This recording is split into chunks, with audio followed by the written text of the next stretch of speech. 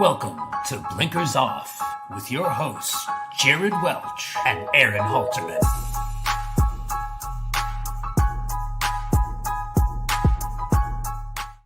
Good afternoon. What is up? I'm Jared Welch, Aaron Halterman. It is Thursday, January 8th, and this is the first Blinkers Off of 2026. What's up, buddy? Yeah, starting off on the right foot here, talking about all these Derby horses as I was ready for the calendar to turn and for it to get going. So we'll kind of recap what we saw last week. I thought there was some decent stuff, honestly, and I didn't really expect it. And then, obviously they're still kind of looking up at Ted Nafi at this point.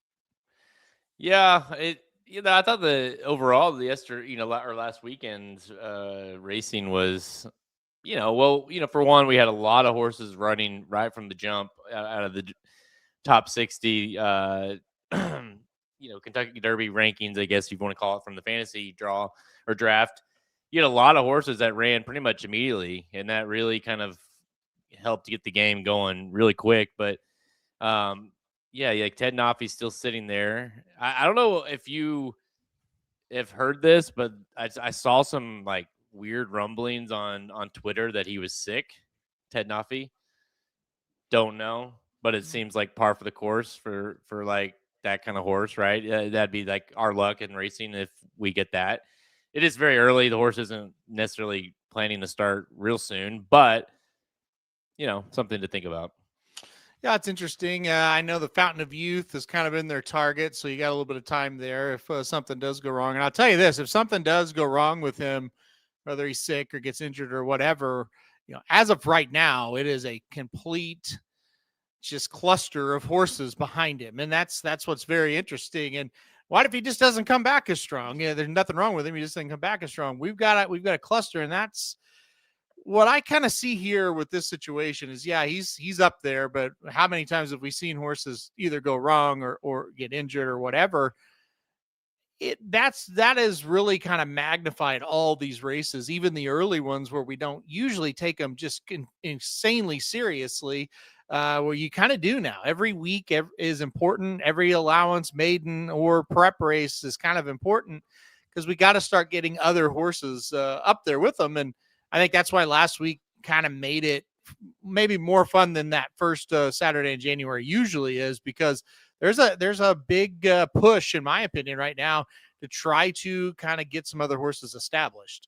Well, yeah, I'd say it's a good time to do it if you're anyone else, like you say, while he's not in the conversation at the moment. Real quick, while we're talking about this, if you guys haven't seen it already, I did retweet it. I tweeted out some stuff on our social media accounts on Twitter as well. Steve Haskin wrote an article about the fantasy draft and the fantasy league. And so that was kind of insane to think about. Obviously, Steve Haskin is up there as one of the all-time greats in horse racing, turf riding, and wrote something about the fantasy league, which is kind of funny to think about, that what we started as a joke, really, as far as the league goes, is now grown into what it is, and now is being documented in that sense. So that was pretty neat. If you haven't done it, read it. It's very cool from our end. It's insane to read because it's like John White on steroids in terms of like just he goes through. There's 60 horses, right? So he goes through all 60 horses in depth, like of what those horses are, like who were they drafted, like what would what they when were they drafted, and what have they done, and this and that. And it's just like the amount of time and effort it took to write that had to have been insane. Yeah, it had to have been. And yeah, you're right. He took a lot of time in that. He contacted me wanting to write an article. I was like, yeah, let me get you some information on these teams, because, the teams are kind of the star of the show. So I wanted them to kind of get their shout out as well. And he did a great job highlighting them. And then I wasn't 100% sure what all it would entail, but if you've ever, read his Derby dozens or his top, Derby horses articles that he does, he used to do it for the Blood Horse. Now he does it for secretariat.com. He went into every single horse that was drafted in great detail, like he does on those articles. And, he emailed me a couple times like, man, this is a real undertaking. And I kind of thought to myself then, I was like, is he out there researching about all these horses? And yeah, he certainly was. So very, very good article. I know there's a lot of comments on the article. He asked, who's the best team and who would you draft or whatever. So it was really cool to see that and a great honor. And not only that we get shouted out, but everybody that's played in the league that takes it very seriously kind of gets their shout out as well. I thought that was great. Yeah, I know, right? Everybody was mentioned, right? Yeah. No matter who. So, the comments, I haven't looked in a couple days, but the comments were going pretty crazy as far as everybody kind of interacting and what team they liked or who they would draft. And, so it's kind of, hopefully it helps spur on, more leagues like that or more people to follow along in horse racing in general, not just about the league in itself. So it's cool, and that's in a sense is what the league has done, I think, to a lot of people, and why it's so interesting to so many people is that it does provide a way to kind of stay up to date with all these horses. I mean, 60 horses, only 20 can run in the Derby, and let's just be honest, there's probably several that we haven't even drafted, or that aren't even on a team right now that are going to be in the Derby, right? And so it's like so many horses to look through and comb through, and so it is a very good resource for that. And I think he acknowledges that, and that's probably why he wanted to write about it. Because again, this time of the year, it's January 8th. Obviously, we're all talking Derby, like that's we got Derby preps here and there, but there really isn't like a database of horses like what we have kind of accidentally put together based off of this draft. Well, that's just it, and I think you're right, and that's a big reason why we did it, why we've expanded it, and it's. It is a fantasy league and the members in the league are competitive and we're all trying to win. But, from a website standpoint, there's 60 horses that are going to be listed on our website every single week now until the it's Kentucky Derby season and you get updated information. And I think that's why we're doing the show today is just kind of show people, look, you can go to the website and see this every single week, updates for all these horses. This is a situation this week where we don't have a lot of Kentucky Derby prep races. We have none to talk about. So it's a good week to kind of highlight these horses that were drafted and some that got claimed and have already been, kind of dropped. So, yeah, I mean, I think it's just one of those things it gets monotonous, as you go through this, if you don't try to find kind of fun little ways to go about it. Right. And I think that's what the league provides for the readers out there too. It's like, here's a lot of information on the current 60 horses as we sit here January 8th that are the main contenders. Not again, it's going to change week by week, big time. But as of right now, I mean, that's a great list of 60. All right, so let's we'll talk more about some of these horses in depth. I wanted to run through some of the racing that we missed kind of over the break, in particular last weekend. Obviously, you had the Jerome and you had the Smarty Jones, you had the Mucho Macho Man, you had a couple of allowance races that were had some runners in it. We have another allowance race. I mean, they're all popping up, but we have another one at Santa Anita on Friday, and then of course you got a few that were drafted in the San Vicente this weekend. We'll talk about here coming up, but some of the stars I felt like from the last weekend was from my world in the Jerome was awesome. Strategic Risk in the Smarty Jones, Commandment in the Mucho Macho Man. That's a pretty big performance there. And Nearly, who dominated an allowance race, the same allowance race that Confessional was the favorite of that day at Gulfstream Park. So what do you think of some of those performances? I thought they were all four better than I thought they would be. Now, does that mean they're Derby winners? I'm not quite sure. To break them down, I thought Commandment was, very impressive. I don't think he beat anybody in the Mucho Macho Man, but he was patient. He sat behind horses, and it was time to go. He went and got him. Now, again, he didn't beat anybody, but he did it very easily. So out of the Kentucky Derby, Mucho Macho Man isn't an actual prep race, but I kind of count it as one in my head. I thought that was the most impressive of the three. Strategic Risk, I thought it was a weird race in the Smarty Jones. There wasn't a lot of pace in the race, and so that kind of, he had a nice advantage there, but still, he kicked on. He did fine. I think he has a lot to prove going forward, but it was a very good race. My World, I think, was kind of sneaky in the Jerome. I don't think that was an unbelievable performance by My World. I think he received an 84 buyer. Nothing special, and kind of took him a bit before he got by Balboa. But he's really bred to go a lot longer, and they're going to go to the Withers next at 1 1/8 at Aqueduct. And I think we might see a decent performance from My World. I thought he did enough to kind of get you excited. And then you mentioned the allowance last there. Nearly wins the race with a 96 buyer speed figure. That was the fastest of the 4 we just, I just listed out there. Race was only 7 furlongs, but is kind of bred to go longer. So I think he'll be okay. And did he beat the second best horse? Like, I don't think Confessional would have looked that bad in some of these other races. I just think he just couldn't match Nearly whatsoever. I don't know. I thought Nearly was the most impressive, and then Commandment was second most impressive. And it sounds like they're both going to go to the Holy Bull, so that could be a very interesting race if that happens.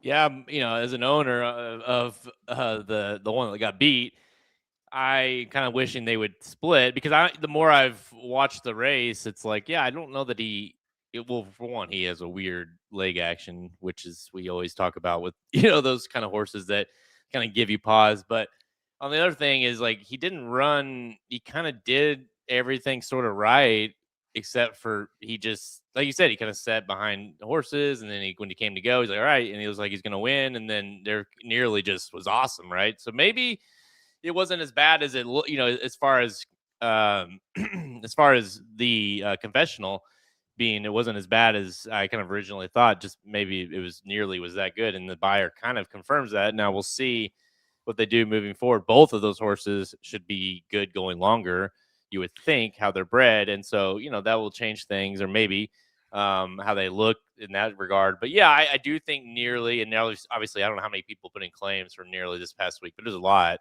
And for good reason, it seems like. Yeah, six people put in claims for Nearly, and certainly that's half the league. And I don't know why it wasn't more based on the new rules, but whatever, I'll take him and be happy about that. Yeah. Look, I think these races for 3-year-olds right now, we put a microscope on them. And with Confessional, you said it. That's a big thing that jumped out. The paddling action from Confessional looks just like his sire, Essential Quality. He had a bad paddling action as well, and he was kind of able to overcome it. And some horses can. Vacoma was a horse that was a paddler. He was able to overcome it. Essential Quality, like I said, he very much overcame it. But yeah, Confessional, I didn't think he did much wrong other than he just wasn't fast enough. Yeah. He looked okay.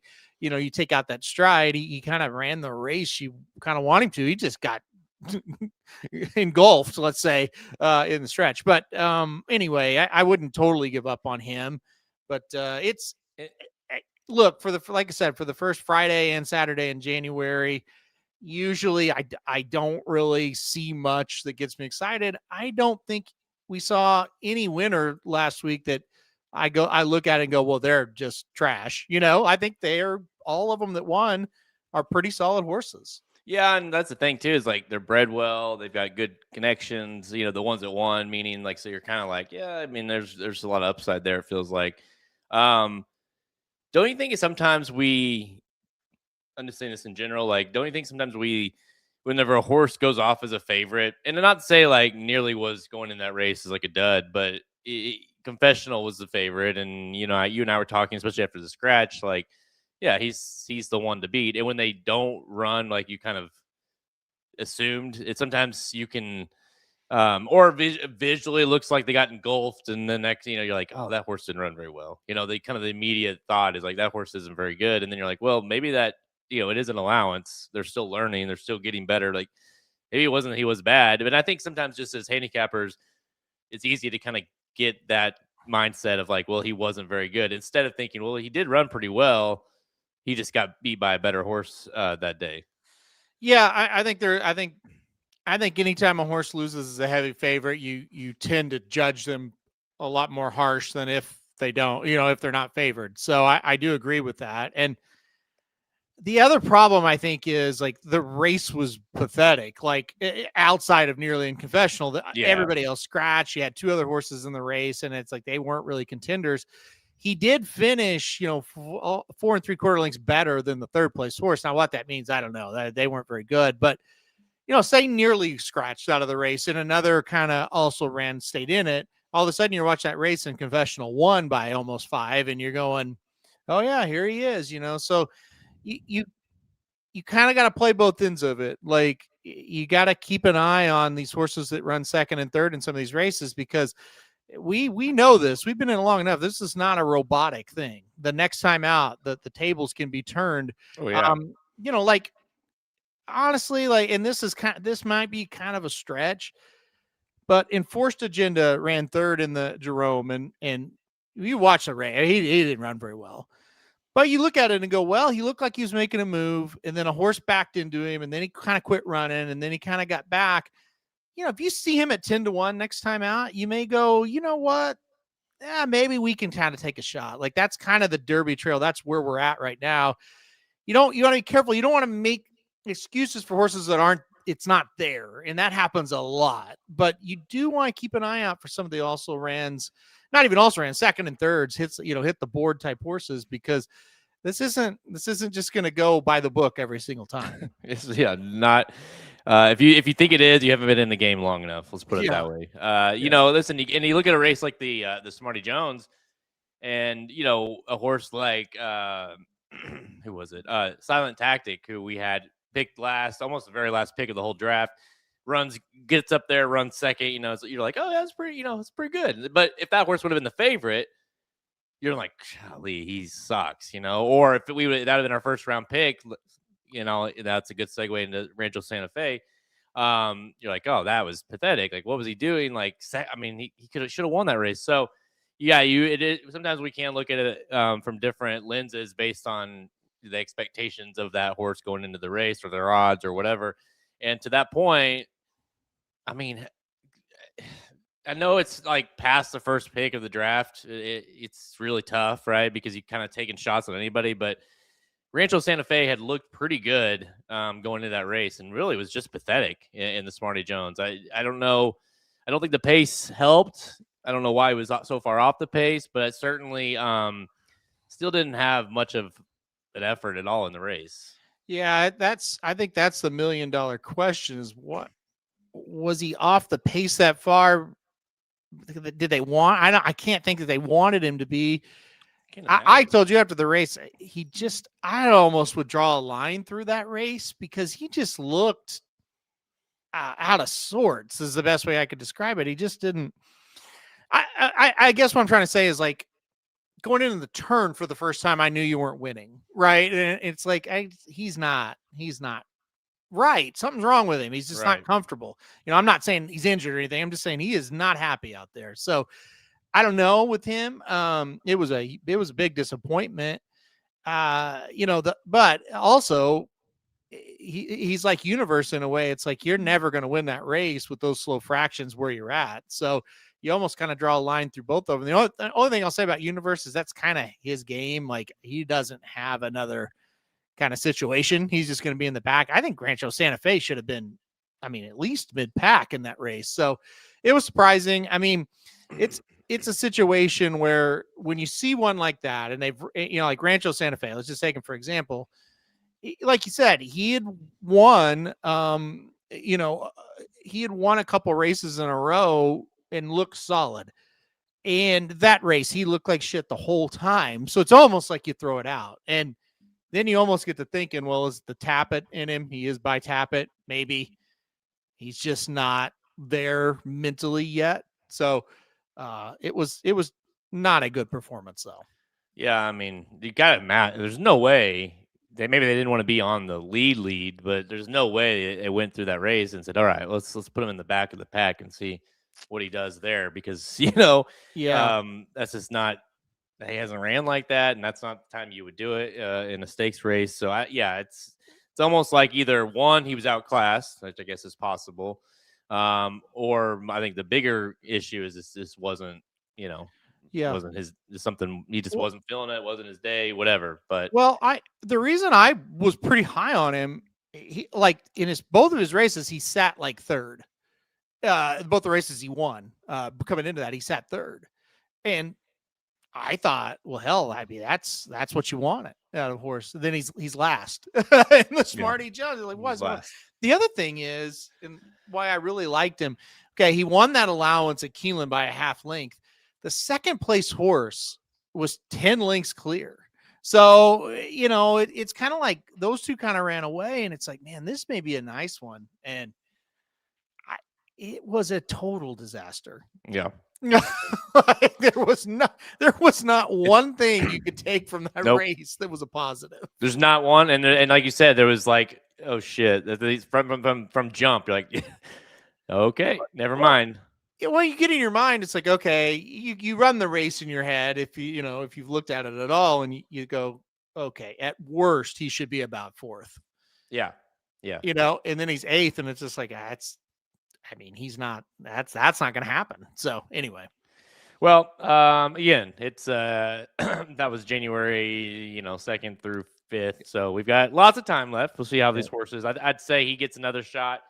We'll see what they end up doing from there and where he goes from there. But a lot of these horses, stretching out and like first time stretching out, maybe they go back to it, maybe then they go back again. You never know kind of the path some of these horses are going to take. So still lots of time for these horses to shake out. If I had to ask you, or if you had to tell me right now, would you say that the Derby winner is on a team right now?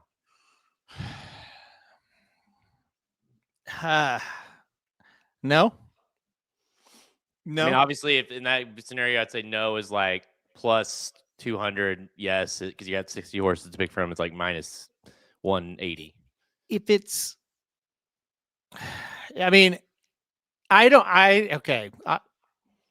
I think if Ted Nafi gets there, I think he's going to win. I don't know. I feel like I've seen this movie and it rarely pans out. I think he is head and shoulders above. I just kind of have this feeling he either won't progress or something will happen. So then I would have to say no. I think I would bet no. Yeah, it feels too easy, really, at the moment where you're just like, yeah, I mean, he's better than everybody. We don't have any other contenders to really talk about. He seems like, he's answered all the calls. Butane's running this weekend, and he beat the shit out of that horse in the hopeful. And so it's like, okay, like, I don't know, but it's never that easy, and it's like you're just waiting for the wheels to fall off or something to happen. And he is definitely a horse that has made it. It felt easy in the Breeders' Futurity, and he got the job done. It felt easy in the Breeders' Cup Juvenile, and he got the job done. So he is one that's built that confidence of, he's probably really he's just really good. But we've seen it. Only two juvenile winners, Breeders' Cup Juvenile winners, have ever gone on to win the Kentucky Derby. And it's not because it's some kind of curse or anything like that. It's just, it's really hard to be the best 2-year-old and then be the best 3-year-old. Like, that is not an easy task. You have to be pretty special to do it. When you look at the two horses that have done it in Street Sense and Nyquist, they were pretty special. I know Nyquist kind of got hurt and it went sideways, but he never lost until the Preakness, Yeah, so and Street Sense was just really, really good all the way through. So Ted Nafi could be, but chances are he might be more like a stablemate of, well, he's never a stablemate, but of another horse trained by Todd Pletcher, like Forte. He looks a lot like Forte at this point. Yeah, he could go that way just as easy. He reminds me so. I say it all the time, but he like this path and kind of the way he's trained and his path is going to get there, and obviously similar connections, and so it's like he just is Forte, man. He just feels like Forte completely. And to be fair to Forte, the horse that he was beaten down at Florida won the freaking Kentucky Derby. Yeah. So it wasn't exactly, if Forte didn't have the issues that he had, maybe he would have won it. But that, to my point, to the answer to the question, no, is like, okay, what if Ted Nafi may win both those races down in Florida, Fountain of Youth and Florida Derby seems like the path, and still something may happen and he doesn't run it, so. Yep. You can't, as the old coach would say, you can't mail them in. You got to run them. It's not as easy as it might seem that way, but it's not. And so we got to, they got to get there, and that's half the battle, if not more.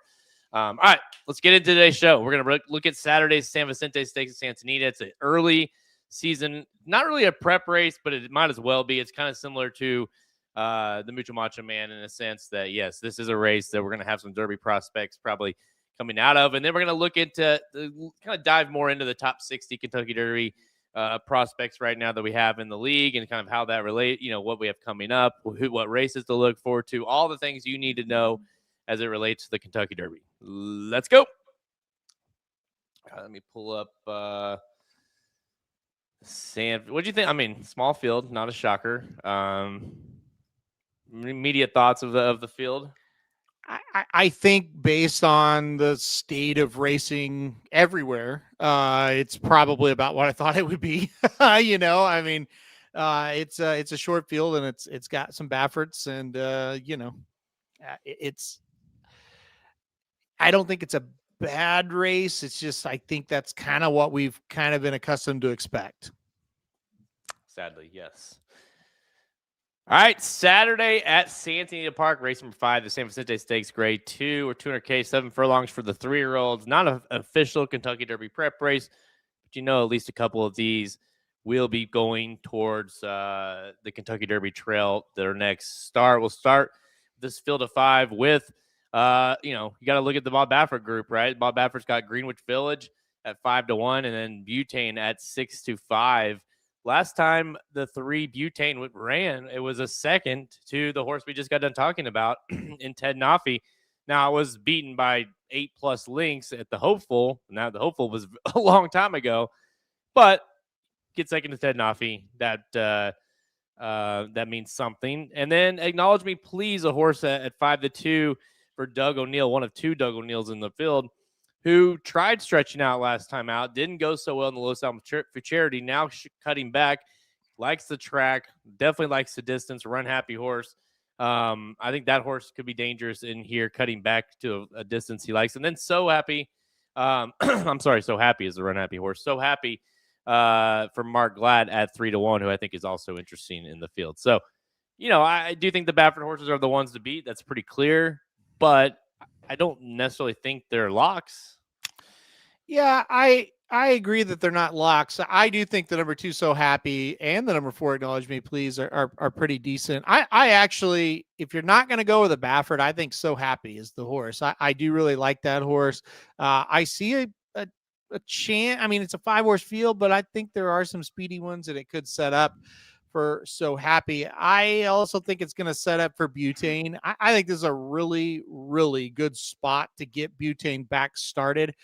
You mentioned it last time we saw him. That was on Labor Day back in September when he was finishing second. And he ran pretty well behind Ted Nafi. And I went back and watched that race again, and I knew it, but I always loved watching it and how Ted Nafi's last 50 to 100 yards of that race, he just absolutely destroyed everybody.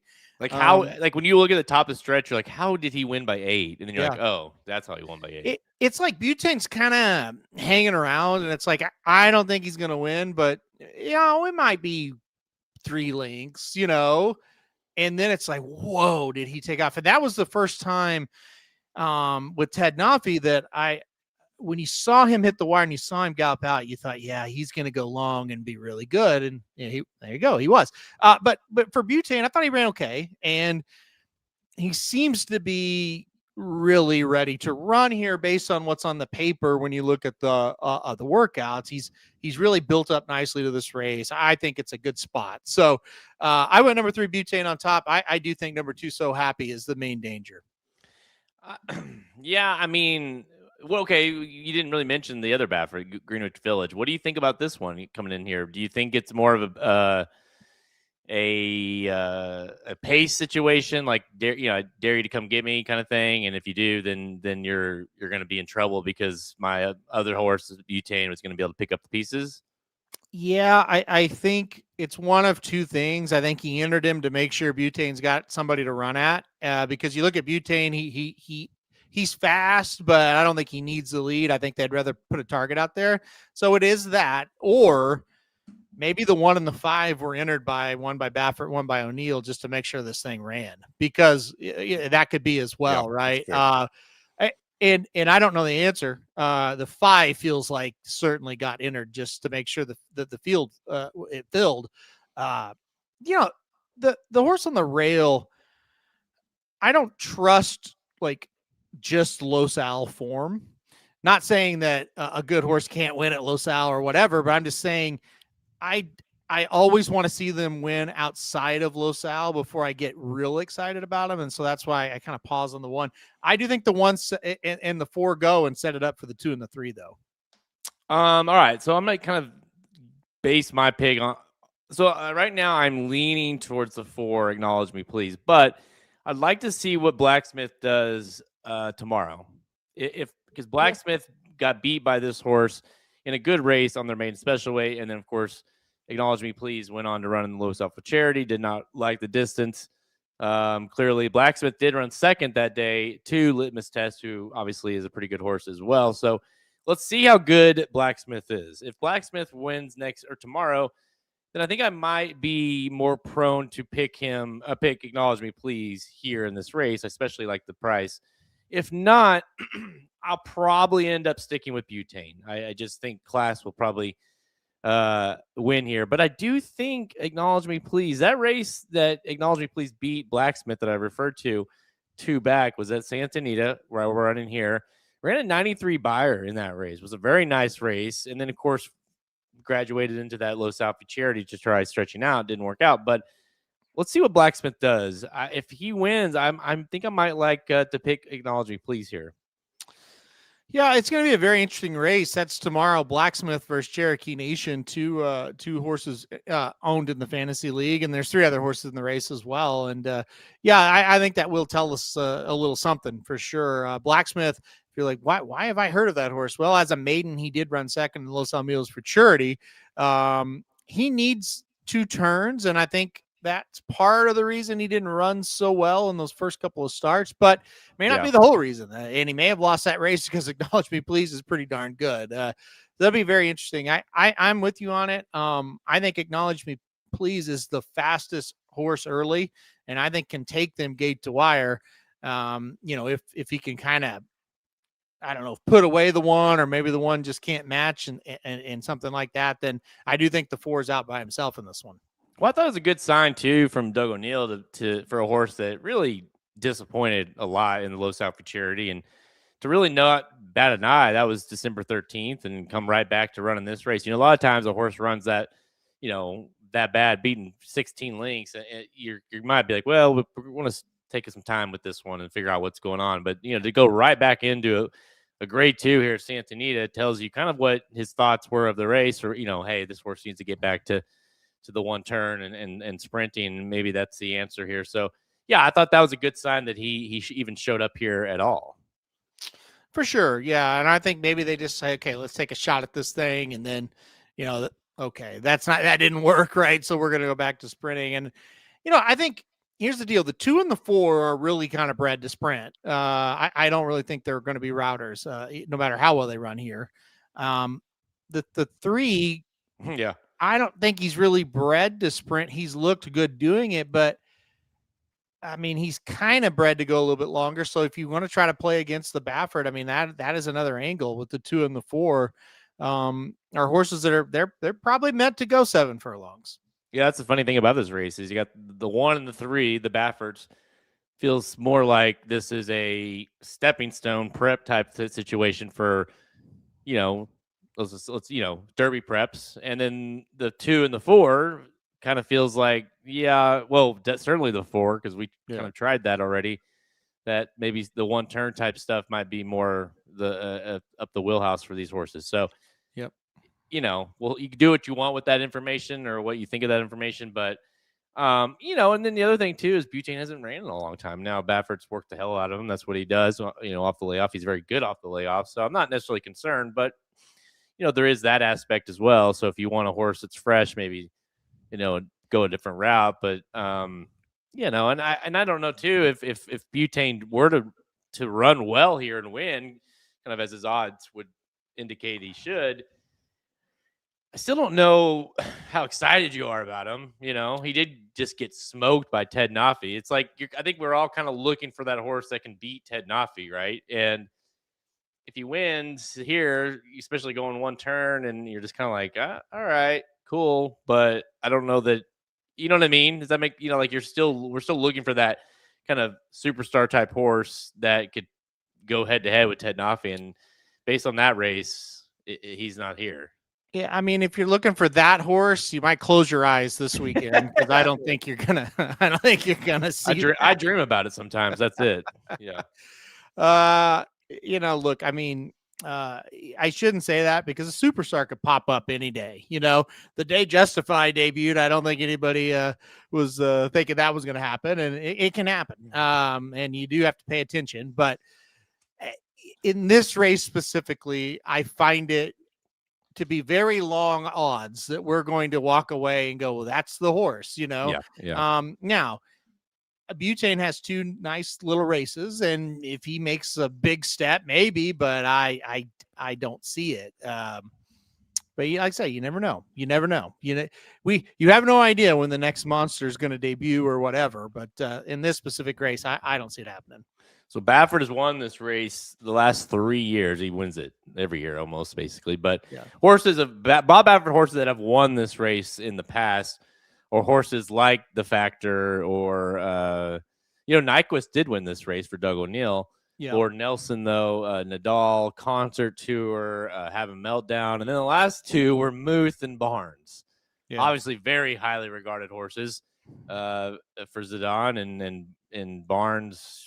I mean, we kind of, I know better than most what he turned in to be. So this is certainly not a race that, it's a race that Bob Baffert can win. It hasn't proven that it's a race that he turns into like the Derby superstar horse. Muth, a horse I had totally forgotten about. It was a pretty good horse. Muth and Barnes. Barnes is retired now. He never could stay healthy. It would be surprising, like, to say the least. And the problem, the problem with Southern California, specifically dirt stakes races, especially in the younger ranks of 2 and 3 year olds, is like, yeah, Bob Baffert's won this race 27 times in a row. Well, at some point you just look at these and go, that's the only guy that's entering horses in these races for a lot of it. And honestly, he's to the point now where it's like, okay, when journalism kept beating Bob Baffert horses last year, it's like, oh, now we know he's good because Baffert's not winning these races. You know what I mean? And so it gets a little ridiculous. Like, you look at the Malibu, and it's like Baffert had multiple horses scratch out of the race that I thought would win. Like, I was picking to win, and he still won. You kind of, and we know better. Like, we know Southern California has sent really good horses, but boy, you don't just bet them with the same kind of confidence you used to have, because it just feels like there's nothing out there in Southern California except for maybe 1 or 2 to run against all these Baffert horses. And this feels like another situation like that. Yeah. I know. And then good luck coming up with the Baffert horse, right? Because you never know which day it is or which race it is, which horse it's going to be. And, there's so many of them that look good, that on paper look good. They're well-bred, like all expensive purchases, all the things. And you're like, oh, and then half of them run well. Yeah. Half of them don't. Half of them do run well. You don't run again. Or, even like Muth and Barnes, in those examples, like they both won. They both went into their next races like this is like the Derby horse, right? And then, of course, that faltered. But they left this race after, and I imagine Butane will, if he were to win here, he will leave this race in a similar fashion.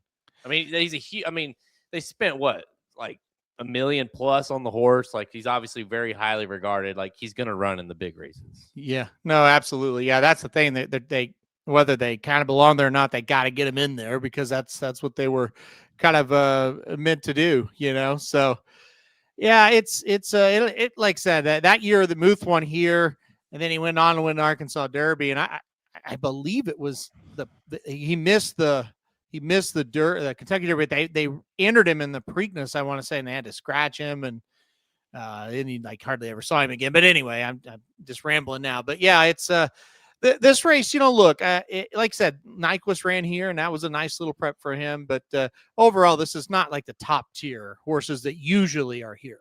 No. Truth be told, this is not anything. I mean, it is what it is, right? Let's just put it that way. So, right. Yeah. All right. So you're picking Butane. I'll pick Butane with the option to pick the 4, acknowledge me please, depending on how Blacksmith runs tomorrow. How about that? Sounds good. All right, let's get this off the screen here, and let's see. Let's pull up the current teams. How about that? Yeah. Because And we had 6. Was it 6? No, sorry, it was 5 claims for the first week. So, which is great. That's what we want. yeah, I mean, and I was talking to I think I was talking to Paul about it, and I was like, well, I mean, it's an awesome idea. I said, more work for Halterman, though. I don't know how long he's going to want to do it. Yeah, it's more content for the website, so that's good. If I was just doing it for the no offense to the people in the league, but if I was doing it just for the people in the league, I probably wouldn't want to do it. So, but content for the website always good. All right, on the screen here, you're looking at the current Triple Crown Fantasy League standings, as well as just all 60 of the horses listed here. Again, Halterman mentioned a second ago. There's the claims right there. We had a 6-way shake that nearly was picked up. You dropped Boca Beach. You got that claim. I'll just mention the horses. Plutarch, whatever, dropped Epic Summer. They claimed then Antonio. I don't even know these horses. Claimed Oscar's Hope dropped. Carson Street claimed. And Forced Agenda dropped. And Hadrian's Wall picked up. Dropped was Providence of the last claims. But there's a look at the feel of the horses, and you look at the thing, and I know you have Vinny Blonde up on top with Ted Noffey, and you had, of course, had Maya World, who was a nice bonus there. But yeah, I think the double D's. The more I looked at it, I was like, that's a group with strategic risk. Kind of somewhat surprising the other day, and the Commandment looked really good. So they've got a nice group, and that's not even their top 2 picks. Yeah, so Commandment and Strategic Risk there for the double Ds. You don't really need updates on them. We've talked about them. The other horses they drafted, Cannoneer, which is a horse I didn't have that high, but I talked to people who did have this horse that high and thought it made sense. He was ultra impressive, maiden special weight winner at Churchill Downs, and I'm sure we'll see him kind of in the next round of preps. They have Local Knowledge, who was a really nice winner at Keeneland on debut. However, that horse hasn't worked for a long time, since November, so I don't know what's going on there. And then White Tiger was a horse I had late in my draft as well, and they got this horse, was a winner second time out at Churchill Downs. And so White Tiger and Cannoneer, I know they're working. Local Knowledge, it's another Ty Pletcher horse, Local Knowledge. Haven't seen on the work tab, so that's one if you're kind of following him. No update on him. I don't know what happened. Local Knowledge was entered for a race where he would have been 1-9. He scratched, and we haven't heard anything from him since. So any update on him? Like I said, that's why you want to read the article every week, because every week I look these horses up, make sure I haven't missed anything. And like I said, for Local Knowledge, no news right now. Let's see. I mean, I'm going to change make that look a little bit better on the screen. How excited were you when you picked up Nearly, and what do you think that are some of the, what do you think they're going to do with that horse, like long term? Do you think, I know you said Fountain of Youth, or no, Holy Bull, do you think he's going to run the whole circuit there? Yeah, it's interesting. After the race, they said they're definitely considering the Holy Bull with Nearly. I think being a Florida bred, you're probably going to stay in the state of Florida, although that's not a lock. But here's the deal: if the Holy Bull doesn't go well, you could always try Tampa circuit, or go to the Tampa Bay Derby. If the Holy Bull goes well, but here's the problem with Pletcher horses, and I'll just kind of throw out some that are drafted in the league and also that are going to be pointing places. Courting, which is another horse I have, he's got to go somewhere. Nearly has got to go somewhere. Ted Noffey's got to go somewhere. Renegade, so Pletcher's going to have to start it's not going to all be in Florida, right? You're going to have to start splitting them up a little bit. I know Courting and Renegade went down to South Florida after running at Aqueduct in the Remsen, and so I don't know where they're going next. There's no update really on that. At one time, I heard Renegade might go to the Holy Bull. I don't know now with Nearly maybe going there. I'm not sure. But and then, like I said, Ted Noffey, Fountain of Youth kind of penciled in. But as far as Nearly goes, I was super happy to get him. The more I watch that allowance, and again, it's just 4 horses. I thought Nearly was very, very impressive in that race. And Steve Haskin actually pointed it out to me, and I went back and watched the head-on. that horse runs as straight as a string in the stretch. And I thought, man, that is a horse that kind of knows what he's doing. So that's kind of a quick update there on some of the Pletcher horses. But yeah, and I'm very excited for Nearly, and hopefully it's the Holy Bull he goes to next. Doesn't it like this just feels like Pletcher's got so many horses. There's so many options. Like I feel like he could have could be another one of those years where he's like 5 or 6 horses in the gate because we haven't even we have our second round pick, we picked Class President, a horse that looked really good just right before the draft, and I assume we'll go either allowance, so they go maybe the Fountain Youth or wherever they end up with, depending on how it goes. But that's there's so many of those kind of horses that he has that we've mentioned that are not even in stakes races yet who look promising. It's a weird situation this year. Not weird, Pletcher had kind of been hit and miss, but this kind of feels more like the old Pletcher that we kind of remember, where it says, man, he's got a bevy of horses, and every prep he's there, right? Class President was super impressive, and he'll probably go allowance next, talking about Class President, and then jump into the trail. But he was very good. Jackson Hole, who I didn't think was as impressive, he was drafted, and he's another Pletcher. The other guy that has maybe just as many as Todd Pletcher. Now they haven't proven much yet or enough yet or anything like that, but Chad Brown has a ton of horses as well. Paladin being the big one, but he's got other ones as well. Iron Honor is a horse that is pretty exciting on debut. Ottenho is a horse that's exciting that got claimed. Hadrian's Wall is a horse that Chad Brown has. So it's interesting. He usually has about 2, and it feels like he could have 4 or 5 that he's juggling as well. Good problems to have. On the flip side, Steve Asmussen, 1 horse drafted out of the Steve Asmussen barn. That's Chip Honcho, who I don't think we were very impressed with. So he could be a little bit weak this year. Brad Cox, I think there's some chances there. He had a couple nice ones. He's got Further Ado, so maybe his barn's going to be strong. But I think about Oaklawn, and I think about Fairgrounds. If Asmussen's weak, that's going to be very interesting how those 2 circuits kind of line up. Yeah, Brad Cox has got a ton.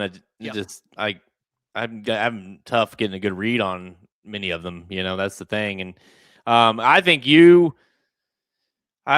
mean, as far as you not getting Ted Nafi, of course, but past that, I think you got the best horse, with Paladin. I mean, I think this horse, I would say that horse is, unless obviously injury aside, if some sort of something happens, he is 1-9 to get into the Kentucky Derby. I don't see any way around it. The way this horse is bred, the way this horse is, the ownership, this horse is almost like a $2 million horse. They're going to get the horse to the Derby. They just are.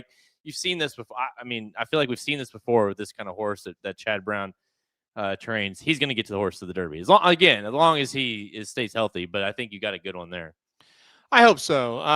It feels like one that we're going to see the horse peak at the Bluegrass and be ready to run like a big race in the Kentucky Derby. And we've seen that a lot.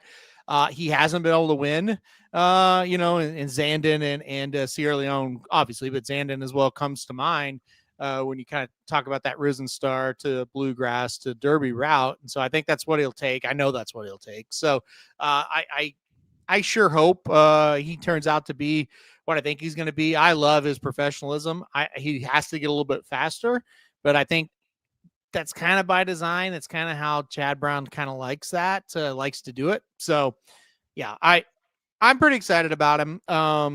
I thought he was the clear second pick. Now, whether that turns out to be, the case in May, I don't really know. Who knows, right? But I thought I didn't really consider anybody else but him at number 2. And like I said, Chad's got a lot, but from everything I've heard, Paladin is the one he thinks the most of at this moment. I would say so. Yeah. He hasn't lost, and so he's going to be in Derby preps from here on out. He won the Remsen already, right out of the maiden special weight. He just has the looking of a horse that, whether it be like a Zandon or, I know he didn't pan out well long, as far as the Derby goes, but he got there, and it was kind of He's kind of taking that path a little bit. It sounds like it going to the Risen Star, correct? And so that's like, I think that's kind of what you'll see: Risen Star to Bluegrass to Derby, probably something like that. So yeah, I think you got a good one there.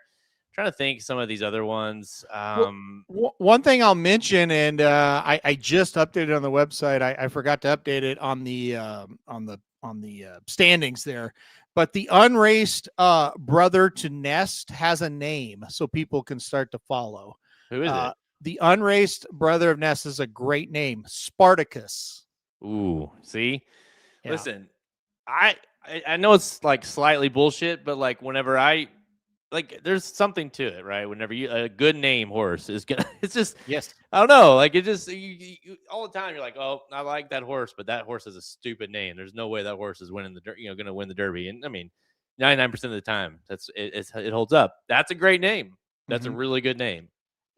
When John told me that name, I thought, oh shit, they've got a good horse there with that one. Not knowing any, and again, I kind of how I kind of work with those types of horses is I don't know anything about them. I don't know a thing about them. I don't sit there and watch workouts. I don't worry about a horse until they enter. So I still don't know anything about him, but just the name alone makes me go, huh, he might be one to look for, because I just don't think you're wasting that name on one that sucks. I can't imagine we're going to name him Spartacus and he runs like total trash, So. Oh yeah, I mean the way he's bred, and then you go out and throw out Spartacus as the name. I mean, come on, like that's who is it Pletcher? Yes. Yeah. Oh geez, yeah, we're fucked.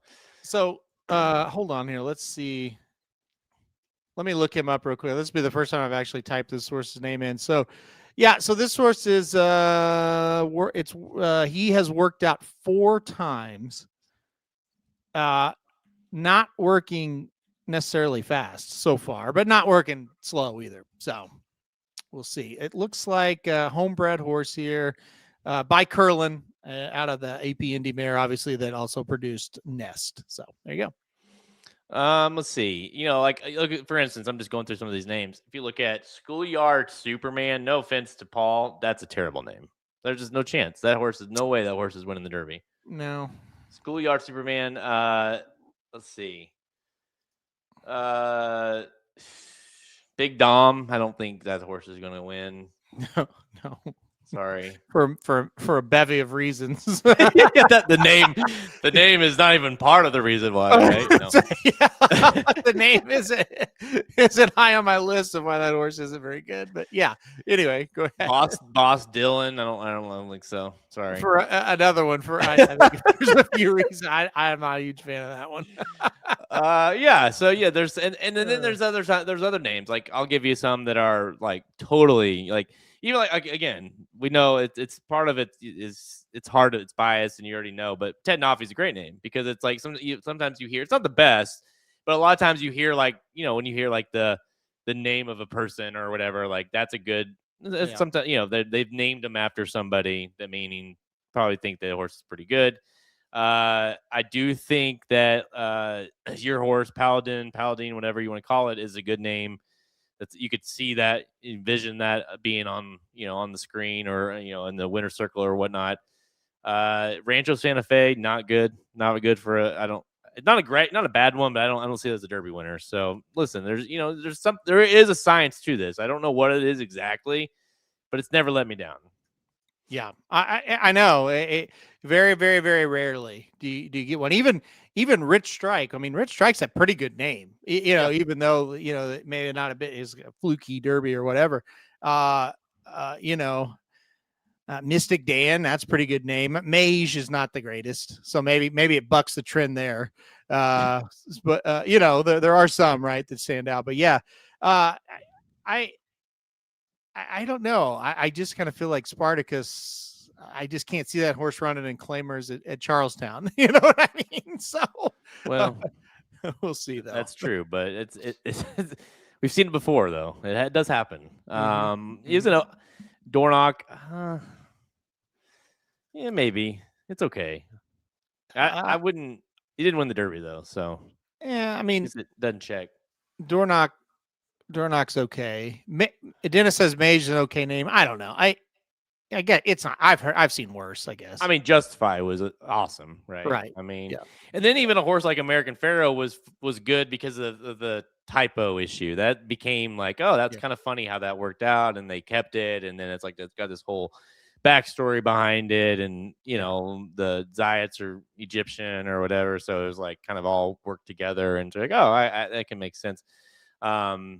I think sometimes like the one worders, you know, that's solid. It's like boom, you know, Secretariat, Justify, Mage. Mage. All right, guys. Any other thoughts, Halterman? What do we have to look forward to the next couple of weeks as some of these horses that are on the list, where they might be running next? Yeah, I don't.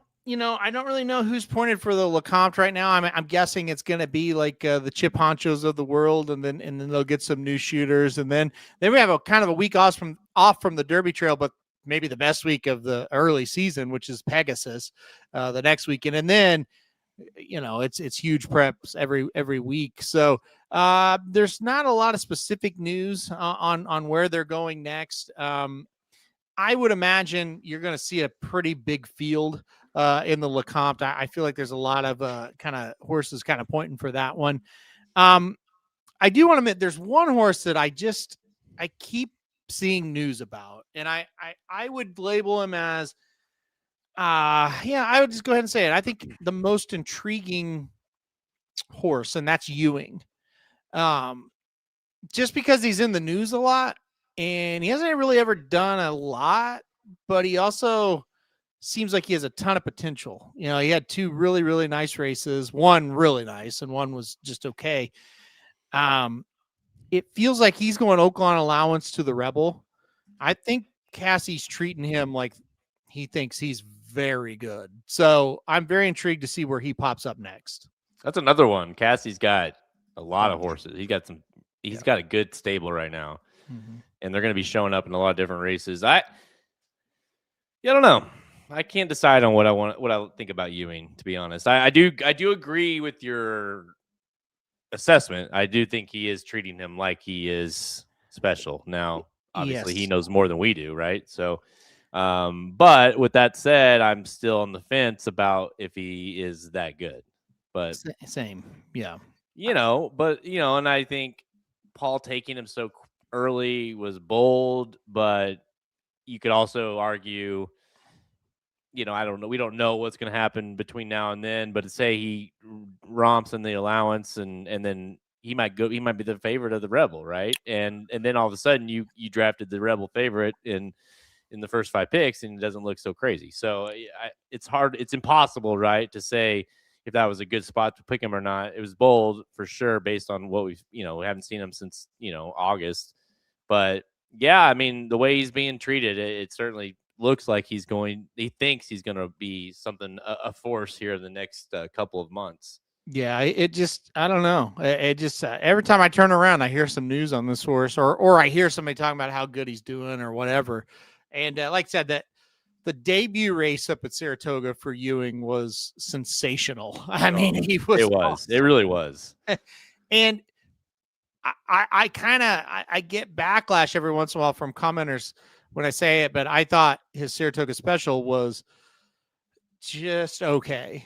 And they're like, he won a grade 2. It's like, yeah, it is good. And I'm not trying to take it away from him, but when you go watch his maiden and then you watch the next race, there's a visible difference. And there's not only that, there's a difference everywhere in the analytics of it too. So, but I think something clearly happened to him in that race, because you don't just take a horse that ran on August 2nd and not run him again until it sounds like February or March. So I think maybe he won and something wasn't quite right that day. So the longer it goes, I'm like, okay, I don't really take that away from him. So I'm very excited to see what he does. The horse racing negative world that we live in, they'll love Ewing being on the Derby Trail again with the the returning owner of the year, right? Yeah. He popped, and I think this is what got everybody going. The day before our draft, he worked 4 furlongs and 47 and change first of 125 runners at Oaklawn at the distance that day. And I think that's what started it. Like, it was like, oh shit, he's back, So we'll see what happens. He's exciting. He's very exciting. And hopefully, he kind of, I don't really care one way or another, I guess, but I would be nice to have the connections, kind of have another horse to get hyped up for the Derby and stuff. Oh yeah. I mean, listen, and a horse that, had after that maiden special weight. And then of course, I think at going into the Saratoga special, and even really immediately after, you're like, oh man, what is this horse? What is he going to be? This horse might be a beast. And then again, he goes missing and obliteration's not very good, or, then you're like, oh, well, hey, what even was that? Right. Mm-hmm. And so now if he were to come back after having that hype as a 2-year-old at Saratoga of all places, I think it could be fun for sure. So Obliteration's another weird one. He was incredible in 2 straight starts, and he was in that Saratoga special, and he just ran like a mess that day. It just did stuff that he didn't normally do. Yeah. Then they moved him to the turf, and he ran okay, but he never could win. Then they finally get him back to the dirt, and he looked really, really good at Oaklawn in a stakes race there last time out. But you just never know about. I don't know about him either. I think he's very good, but he's been kind of. His form just is weird. Yeah, that last race was insane. He looked awesome, Yes. And now, yes, it almost makes you think too, like whatever reason those two just, threw it down that day, and I don't, and maybe they both didn't come out of it that very. Obviously Ewing never came back, and obliteration wasn't very good after. So I don't know if, because they both horse, like, that's what the hype of that race. That was what was so amazing about that race, or letdown of that race, was like going into it. It was like these two horses just burned up the track on their debuts. Like this is going to shape up to be just an ultimate throwdown. And then it kind of was, but then you're like, but hang on, like, did you see that? They were really slow. It really did not look that good. And then the numbers came back, and you're like, oh shit, that was really bad. What the hell did we just see? The funniest thing, and this is horse racing in a nutshell, we showed up that day to see those two race, and the 2-year-old of the year raced in a maiden special weight 2 races before them. And I remember looking up that third race time, because they were the same distance, the third race time and the first race time. And I said, this maiden just smoked those horses that just ran in that race. Well, that maiden was the 2-year-old of the year. So things aren't always as they seem when they happen in this sport. And that is just kind of crazy to think about, that the talent that was on that card on August 2nd there up at Saratoga. Yeah, Ted Naffy was awesome in that first race. And then, and then Ewing, was a couple of races later. And then, you're like, oh shit, never mind. So just to kind of, let's pull up the chart. 6.5 furlongs for Ted Naffy that day. Ran in 1:17.56. And then Ewing ran in 1:18.03. So, ran half a second faster. Mm-hmm. The number showed it. It was visually way more impressive. I remember we were, wasn't that the one we were watching in the hotel room before we left? No, we weren't up there for this one. Which one am I thinking of? We watched before we got to the, maybe it was a different maiden, but yeah, I remember watching a maiden that was pretty at least flashy. It was Travers Day, because we got there late because of all the trouble, but I don't remember what horse that was, but I remember watching it. Yeah. Anyway, with that, not that it matters. Listen, we go to so many and have so much. It's just like they all blend together at a certain point. Plus, I'm old. I'm officially in the 40s, so it's all downhill. So lots of racing coming, guys. We're just getting started. Let us know in the comments what team you like. Me and Kevin could always use advice too. So if you got any advice on what we should do, let us know. One thing we talked about, not to give away our strategy, but it was like, because with these new rules, it was kind of like, all right, well, let's only drop them if you just want, like, you just know that horse, there's no way that horse can get to the Derby, because the way you have it structured, where you get bonus points for drafting a horse and then that running those final preps and then the Triple Crown, makes it so important too. If you think there's any hope that horse can still manage to get there, it's worth keeping. But if it's not, if it's so bad, or you just think, there's no way, just drop them, get rid of them, be gone, be done with it. And I think so. That was kind of the thought of, like, when we went through, we're like, all right, like when we were debating dropping, I think it was Confessional for Nearly, like, well, we just saw them run, and if there's one that I think can get to the Derby, at least has a better chance, it's probably Nearly, based on that last race. So, but yeah, I do think there's an interesting aspect to this new format that people are going to have to figure out. Oh, for sure. I think right now, the way, not to give away my strategy, but the way I look at it is, okay, every week I'm going to go, is this horse better than anything available? Is this horse, you can go down all 5. And if the answer is no, I don't think this horse is as good as this horse, then I'm dropping him and I'm getting that horse that's available. And that's kind of with me. It's like, okay, I want Nearly. Well, Boca Beach Club scratched out of the Smarty Jones. I didn't really like. I mean, it was a 5th round draft pick. I'm just drafting to try to get anybody at that point. He's out. And look, he may come back and run another race and win, but he's out because I need the now horse. And that just felt like Nearly to me. So it's different. And look, I think, again, for the content of the website, it's much, much better. So, and that's what's important.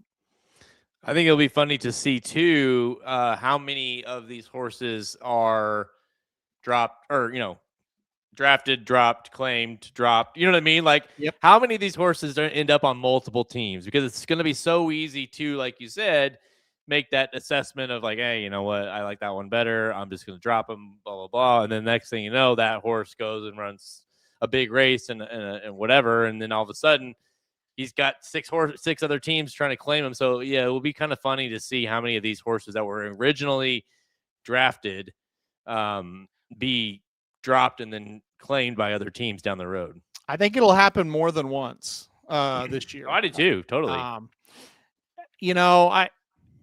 Let's just say you would have won the Shake and you dropped Confessional. I don't blame you for doing that, but I also don't think that horse is just horrific. And so he could be valuable down the road, right? Enforced Agenda is a horse I kind of made some excuses for. They were kind of lame, I will say. But what if Enforced Agenda runs a nice 2nd or 3rd in his next race? He'll be valuable to somebody, and he was dropped. But again, I also don't have a lot of criticism for dropping horses like that, because it is a now league right now. You play for the future with your big dogs. Like, you don't want to drop Paladin or whatever, but some of these horses that are your 3rd, 4th, 5th choices here, you kind of just got to go get the now horse if you can get them. Yeah, that's the thing. It's like, okay, just as an example, I'm not saying it's going to happen, but as the example, because it just happened with Nearly and Confessional, we could be sitting there and be like, all right, well, listen, Confessional wasn't that bad, but, and so maybe we'll pick up some points, and we did draft him, and maybe, does this and does that. And then you're like, but if we just decide not, if we thought Nearly was so good, like, what if we decided not to drop Confessional because we drafted him basically, and Nearly is the Derby winner, or whatever. And so you kind of have to make that decision of, okay, is it worth, like you said, is it worth dropping this horse right now? Even though you drafted him, it's like, who cares if the horse just freaked on the track and you want him?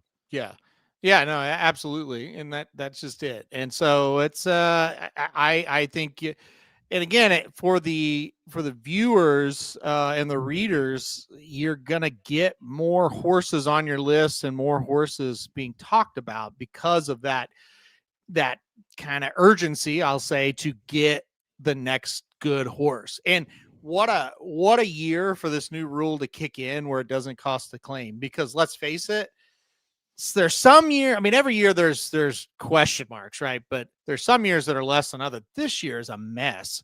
So, adding horses and switching horses around, it is going to be needed big time this year.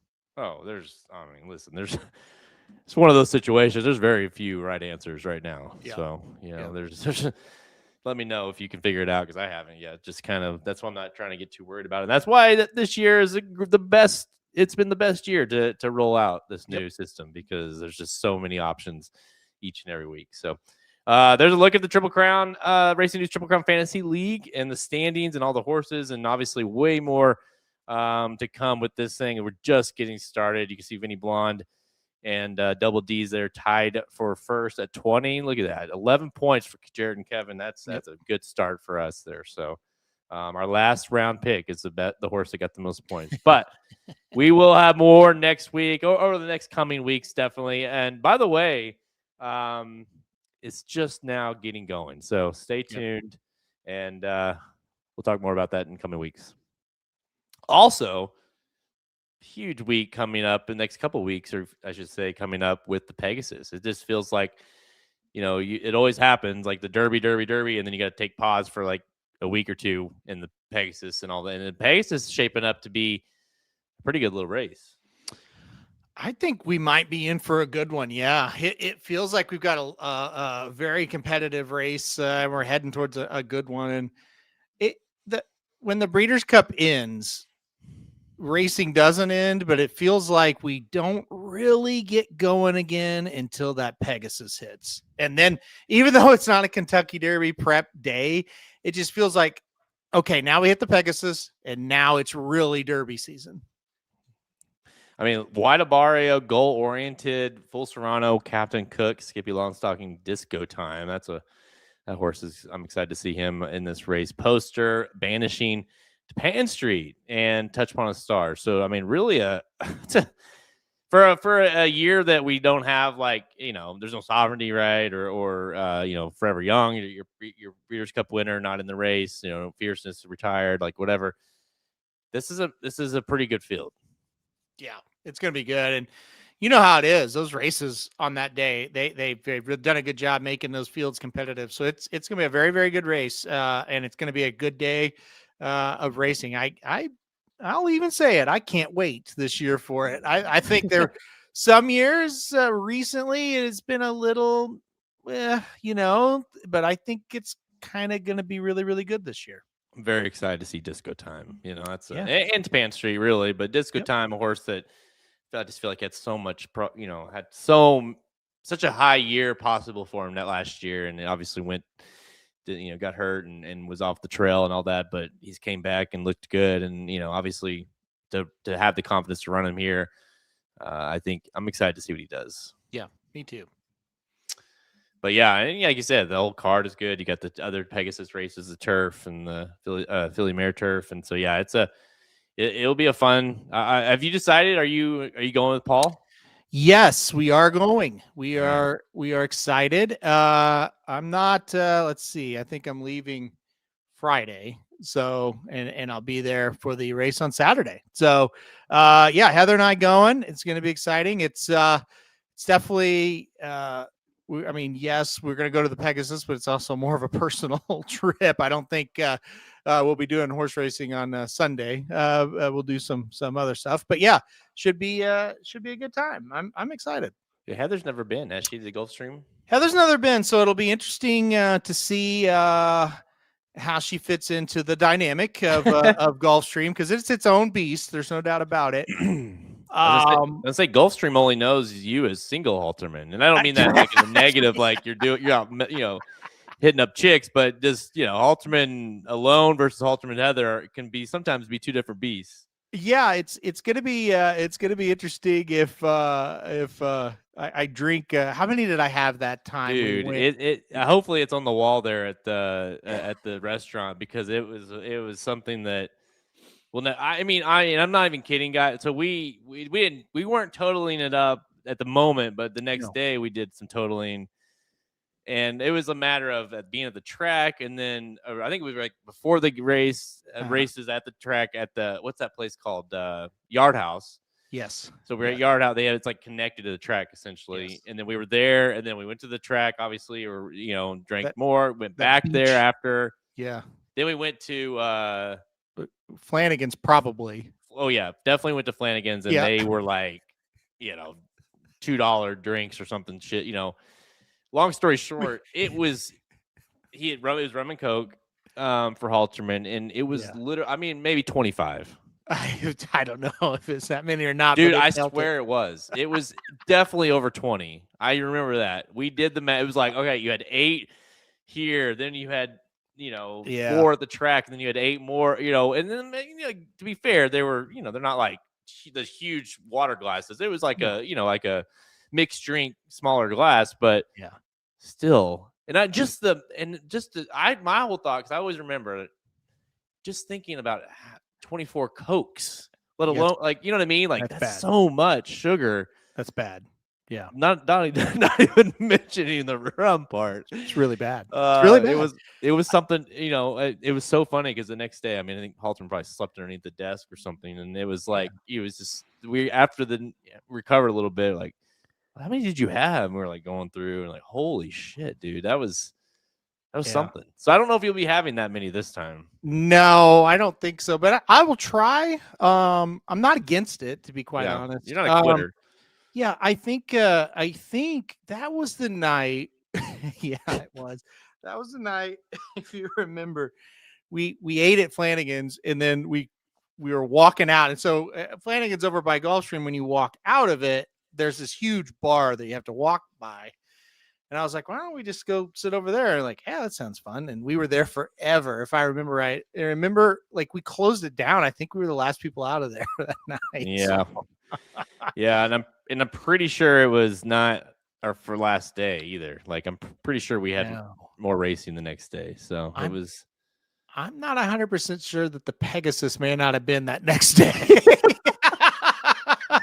I think it was Gunrunner's Pegasus, but I'm not 100% certain on that. Yeah, we were in the mood.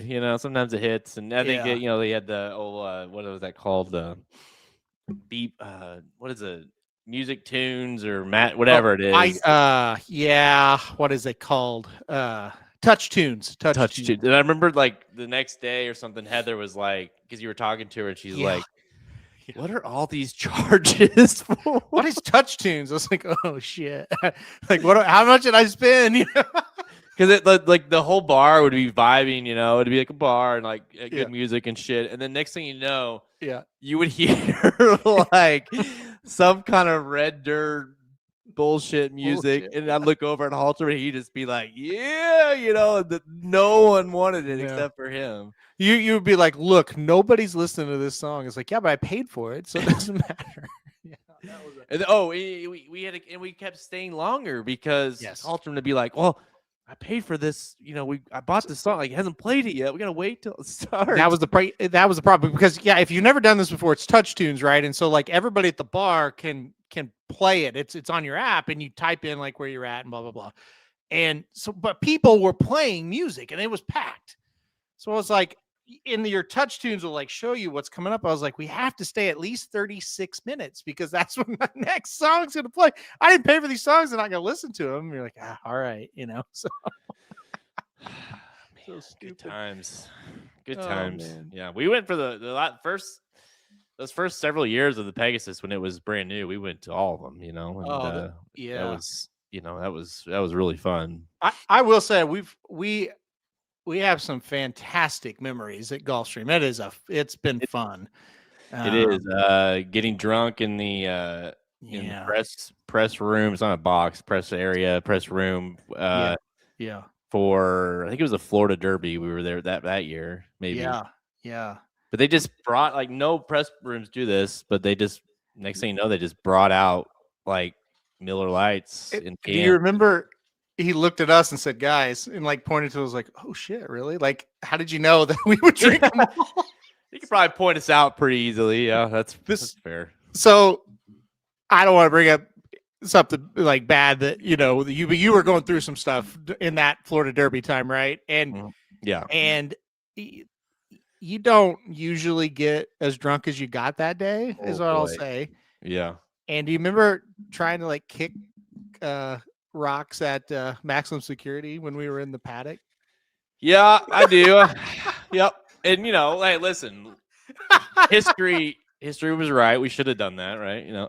Well, it's very rare that I look at somebody and go, "Oh shit!" Like I better sober up because this guy's going wrong, you know. And you were like, "Let's go to the paddock." I was like, "Okay, all right, that sounds good to me."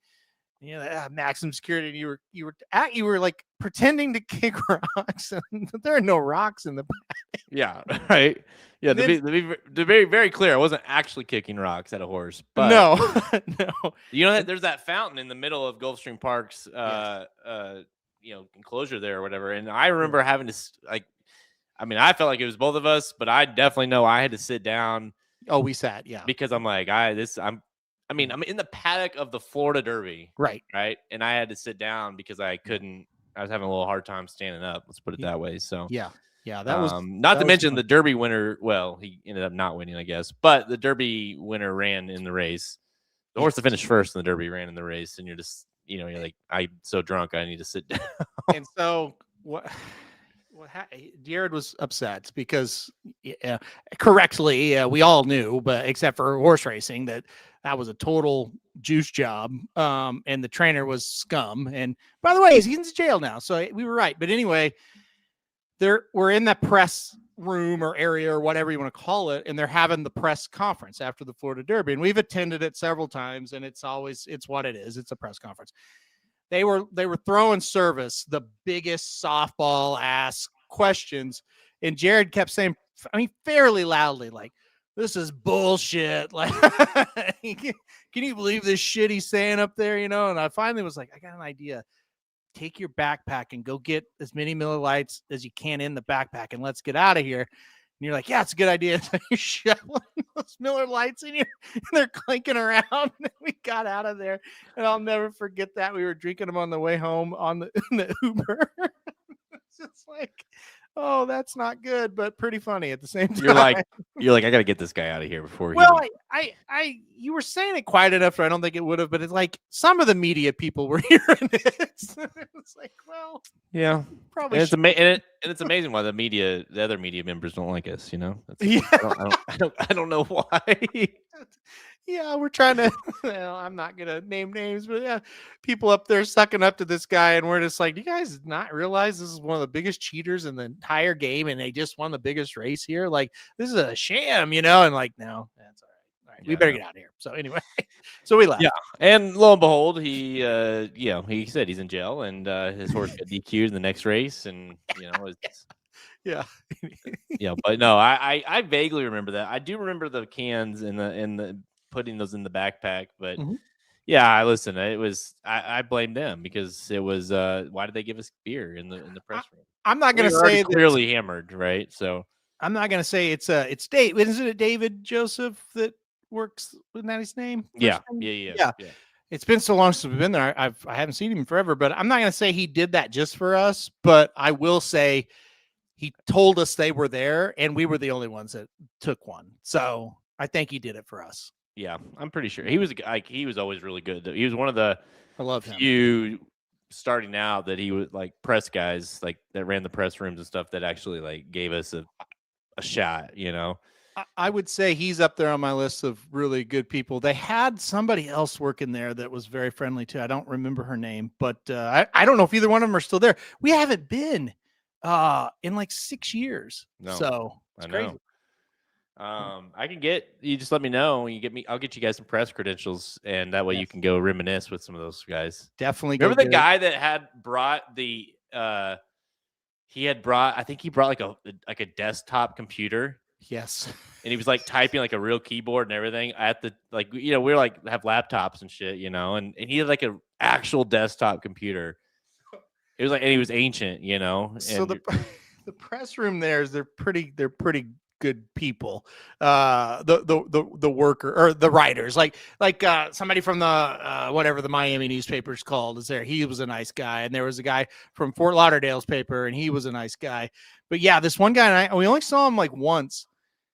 He literally, it was like a suitcase that he wheeled in there, and he was plugged. It was a monitor, then you had to screw the thing. It's like, that was wild. It's like, dude, that's something, man. So yeah. Yeah, good times. Good times. All right, Yes. guys. That's going to wrap it up for us. Make sure you go check out the website at racingdudes.com for all those free picks and the premium selections that you want for the weekend racing. Obviously, Santa Anita, big racing this weekend. We've got free picks for every one of those races as well as those premium selections. We're on Twitter at racing_dudes, Instagram and Facebook. You can find all episodes of Blinkers Off, of course, by visiting our podcast page. If you haven't done so, make sure you go back and watch or listen, whichever one you want to prefer.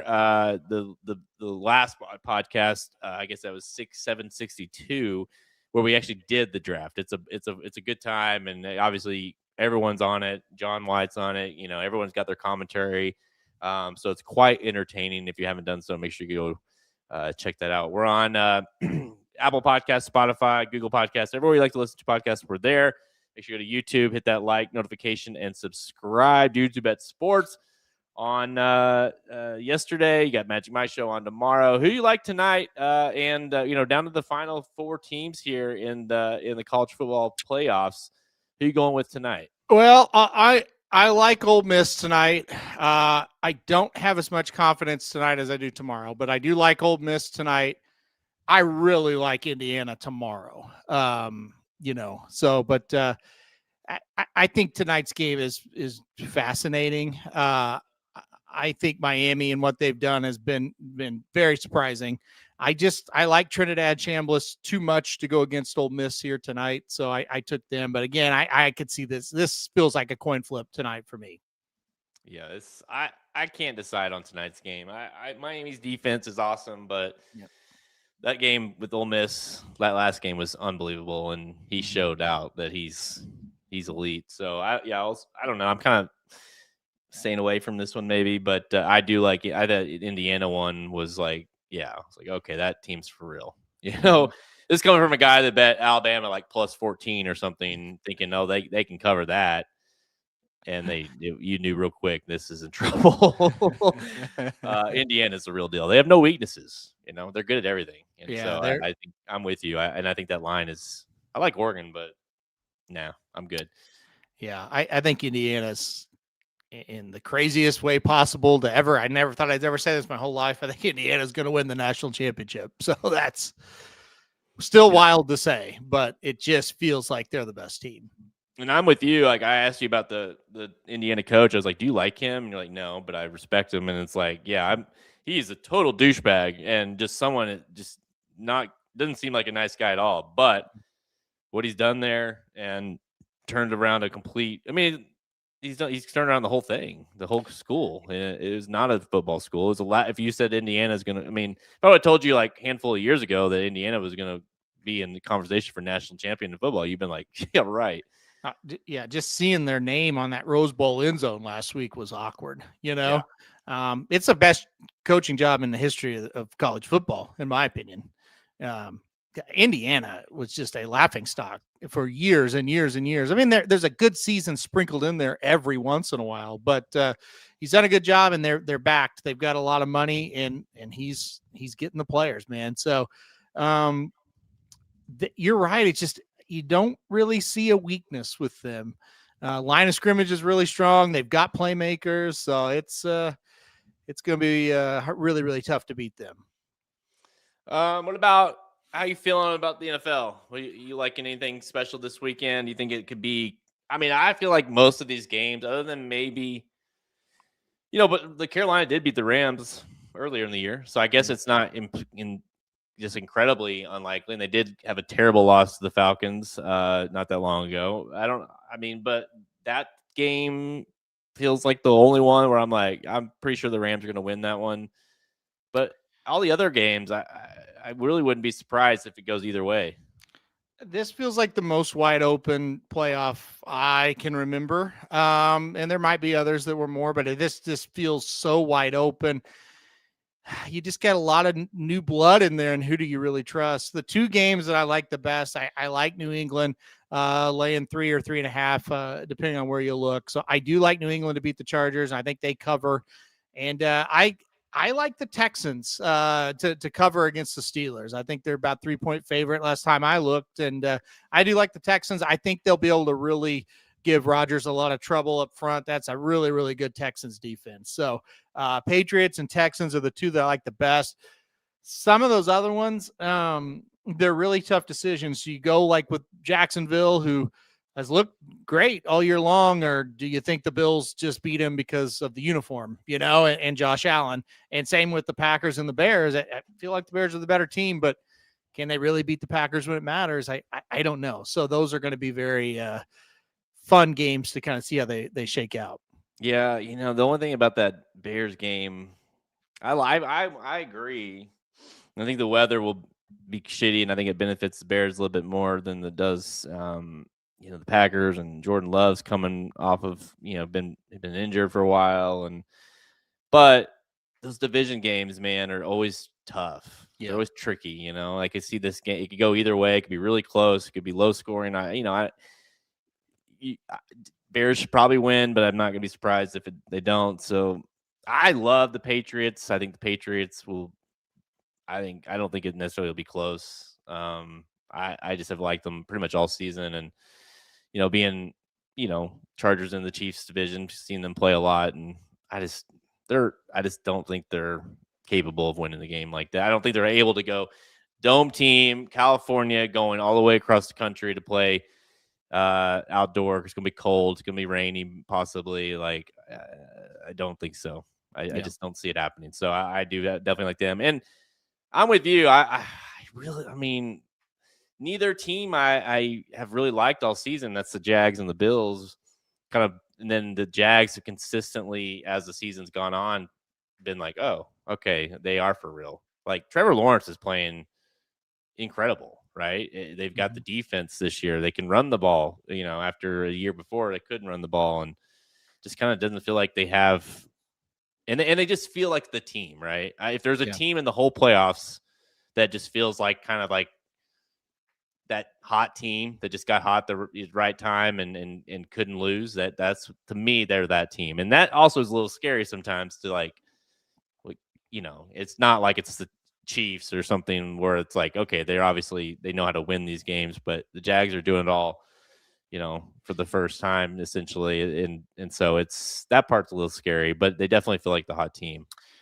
It's a matter of who can you trust, in those games. And do you want to bet on the Jags and watch a 3.5 hour game and go, my God, why did I bet against Josh Allen and the Bills with the Jags? Or do you really have the confidence that, hey, the Bills aren't that good, which I don't think they are, and the Jags are just better, so I'm taking them. Like, you just got to kind of make a decision. And the same way with Chicago, because both games, no matter what side you take, if you lose, you're going to sit there and go, well, that was really dumb. Because say you bet the Bills and they get beat. Well, if you've been paying attention to football, well, yeah, the Jags probably should beat them this year. They look like the better team going into this thing. But they're still the Jags, and it's still the Bills. So I know it's very fascinating this year. Every game is fascinating. I'll tell you this though, and I'm not a Bills fan, obviously, but I like Josh Allen. I think he's a great player. So like, if I would like to root for him, because listen, if there's ever been a year that it's because it's always been, it's Josh Allen, it's Mahomes, it's Burrow, it's Lamar. Like, as far as the AFC goes, there's so many you have to get through. It's kind of like, he's the only one standing in this year's playoffs. It's like, if there's ever a year to do it, this is it, right? You got to get through Trevor Lawrence. You got to get through Drake May. You got to get through, all these, CJ Stroud or what, so it's like, dude, Aaron Rodgers, ancient Aaron Rodgers, whoever it ends up being, this has got to be the year. Like, if it doesn't happen for Bills fans, there'll be some chatter. They're not going to be super happy about it. The coach will take the blame. Like, he'll get fired. Yeah, I think that's going to happen if they lose this game. Another thing that I thought of yesterday when I was sitting there thinking about these games, how crazy is, you mentioned Drake May, made me think of it. Drake May could pass Josh Allen and Lamar Jackson if he wins the Super Bowl this year. Yeah. Right? Like, these guys, it's like, yeah, they're so good. Yeah, they're going to win it. Drake May, if they win the Super Bowl, it's like he passes them, Yeah. Isn't that wild? That's insane. And he did it in his second year. Yeah. And I mean, Bo Nix, I don't really view him in that same light as I do Drake May, but he could win a Super Bowl before Josh Allen and Lamar Jackson. Sam Darnold could win a Super Bowl before those two. Like, and that is going to cause, if it's one of those guys, that's going to cause more kind of uproar, I think, with those teams. And look, it already has for the Ravens. Ravens fired a guy that's probably going to be the first coach hired by whoever or wherever he wants to go. And just think, I don't know. I know Seahawks are on the NFC side. I assume that the Denver is on the AFC side, but like the favorites to play the Super Bowl are Bo Nix and Sam Darnold. Mm-hmm.